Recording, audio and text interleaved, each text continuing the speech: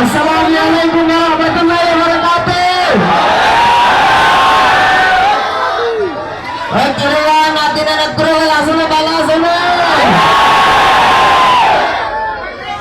ওরে বাবরে ভালোবাসার মধ্যে তো অভাব নাই। এভাবে ধাক্কা ধাক্কি করলে ওরে কি হাতে হয়ে যাবো কি রে?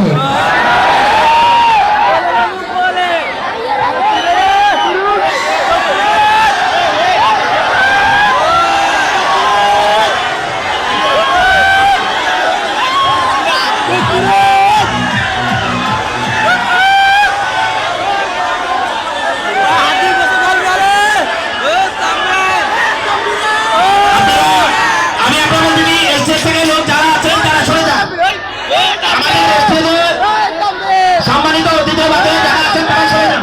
সম্মানিত অতিথি যারা আছেন তাদেরকে বিনীত অনুরোধ করবো সরে যাওয়ার জন্য।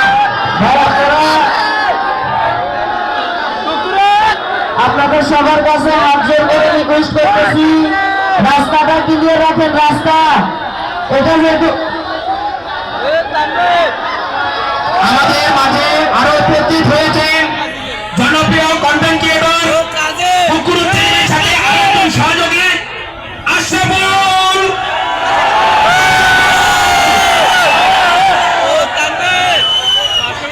আমাদের মাঝে আশরাফুল ভাই এসেছেন। আশরাফুল ভাই কারণ উনি আমাদের একজন অতিথি এবং মেহমান। ভাইয়া গাড়িগুলো ক্লিয়ার করে দেন, গাড়িগুলো ক্লিয়ার করে দেন ভাইয়া, রাস্তাটা ক্লিয়ার করে দেন, রাস্তাটা ক্লিয়ার করে দেন, সিএনজিগুলো ক্লিয়ার করে দেন।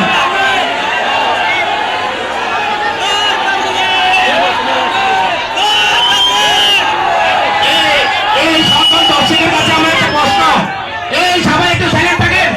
আমি আবু তালেব ভাইয়ের কাছে একটা প্রশ্ন রাখতেছি, সেটা হচ্ছে কুকুর ভাই একটা গোসল করছে কিনা?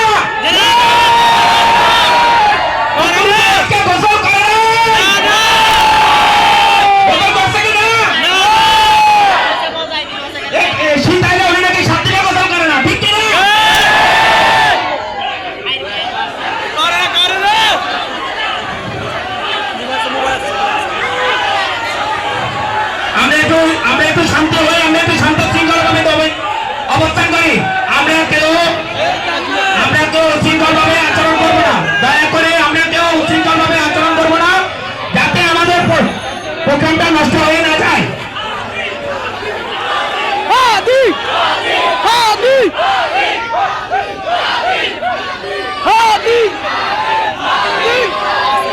অবশ্যই আমরা হাজি ভাইয়ের জন্য দুঃখ প্রকাশ করবো, অবশ্যই আমরা হাজি ভাইয়ের জন্য দুঃখ প্রকাশ করবো, যিনি দুর্বৃত্তদের হাতে করেছেন।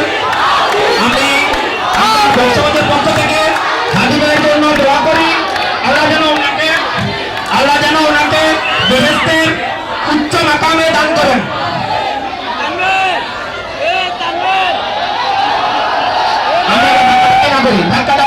ধাক্কাধাক্কি না করি তাহলে আমরা প্রোগ্রাম বন্ধ করে দিতে বাধ্য হবো। আমরা প্রোগ্রাম বন্ধ করে দিতে বাধ্য হবো যদি আপনারা ধাক্কাধাক্কি করেন। আপনারা যদি এভাবে ধাক্কাধাক্কি করেন, এখানে হয়তো বা বেশিক্ষণ কথা আমাদের স্টেজে যারা আছে, আমি একটা মিনিট সবাই স্টেজের পিছনে যারা আছেন ভাই,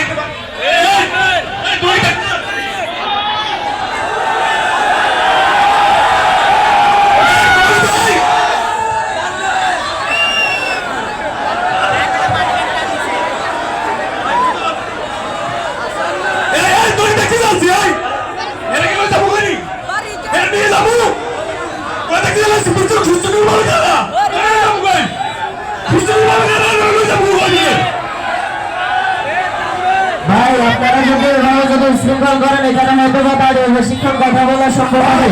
ভাই, আমি আমার বলি, আমি আপনাদের সন্তান, আপনাদের ভাই, আপনাদের ছেলের মতো। আমাদের মেহমান আসছে আমাদের সৌন্দর্য থাকা দেওয়ার জন্য, উন্নয়ন করার জন্য। আপনারা ধাক্কাধাক্কি বাড়াবাড়ি করেন, তাহলে কিভাবে সৌন্দর্য করবেন? আমি আমার বলি আপনাদেরকে ভাই, করবেন না, ধাক্কাধাক্কি করবেন না, ধাক্কাধাক্কি করলে সবাই বেড়ে যাবে। আপনাদের ভাই সবার কিছু বলিয়ে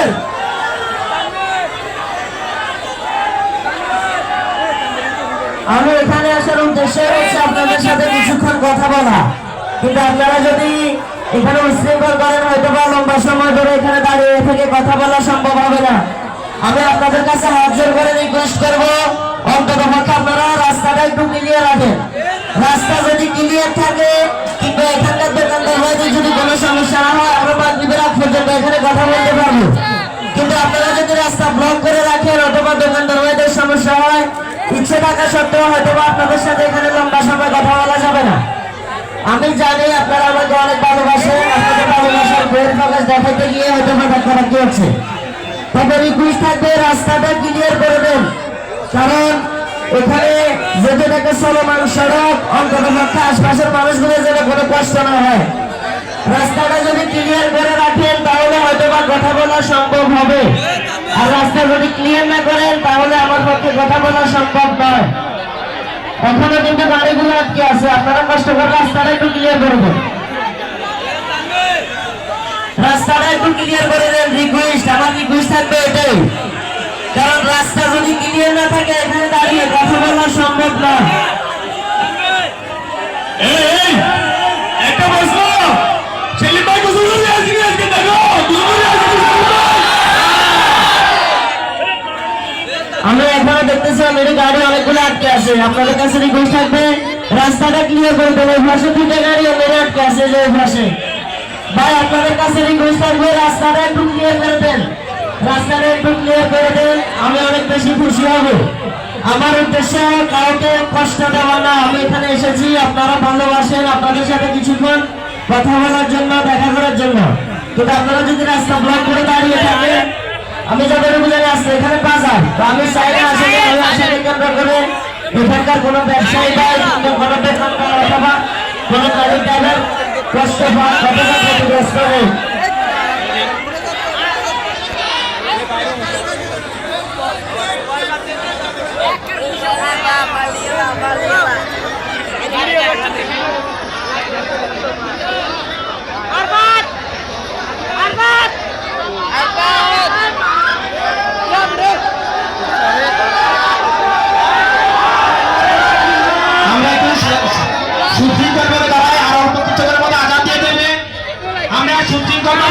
প্রোগ্রাম করার জন্য সুযোগ করেনি, দয়া করে আপনি একটু মোবাইল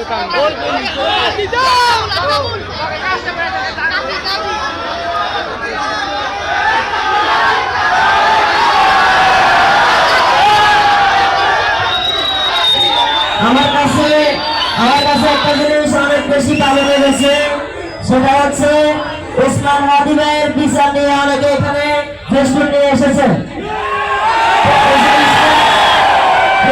আমার কাছে অনেক বেশি ভালো লেগেছে।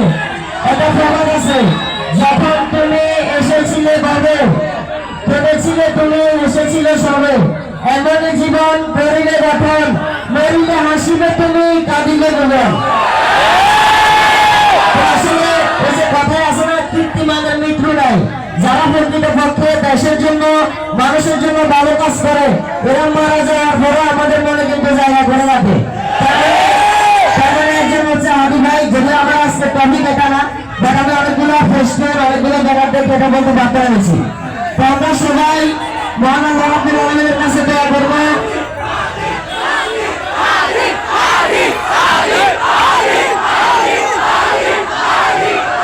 সবাই একটু সাইলেন্ট থাকেন, সবাই একটু সাইলেন্ট থাকেন। আসসালামু আলাইকুম, সবাই কেমন আছে? সবাই ভালো আছেন? বাবরে হাই আছে, আমরা তো বড় খোঁজ খবর নাই, চলে যাবনি আমরা ভালোবাসার কারণে তো আমরা আছি, আছি না? তবে এখানে আসার পর হঠাৎ করে আমার মন খারাপ হয়ে গেছে, মানে হঠাৎ করে আসছি এখানে, মানে অনেক বেশি ভালো লাগবে, ভালোবাসার মানুষের সাথে কথা বলবো। আর এখানে অনেকে দেখতেছেন যে ওসমান হাদি ভাইয়ের বিচার চাইতেছে। আসলে ওসমান হাদি কি এটা সবাই জানা হয়ে গেছে মোটামুটি, না? পৃথিবীতে আজ পর্যন্ত এত মানুষ হয় না কোনো ব্যক্তি জানা যাচ্ছে, যেটা হয়তো ওসমান হাদি ভাই জানা যায়, ঠিক আছে না? যে মানুষটা মরে গেছে তারপরে মানে অনেক অনেক মানুষের মধ্যে এখনো রয়ে গেছে, তাহলে মানে ওনার কিন্তু মৃত্যু হয় না, উনি এখনো রয়ে আছে না? আমাদের আর কিছু করার নাই, আমাদের আর কিছু করার নাই। ওনার জন্য আমরা দোয়া করবো, আল্লাহ তাআলা যাতে তাকে জান্নাত নসিব করে, আল্লাহ তাআলা যাতে তাকে ভালো রাখে, এটাই তো না? তো তো এই বিষয়টা অনেক বেশি খারাপ লাগছে যে আসলে একটা মানে আমরা একটা জাতির উচ্চ নক্ষত্র হারাইছি, হারাই নাই। এরকম এরকম একটা মানে কি এরকম একটা সন্তান আর জন্মগ্রহণ করছে কিনা আমার মনে হয় না।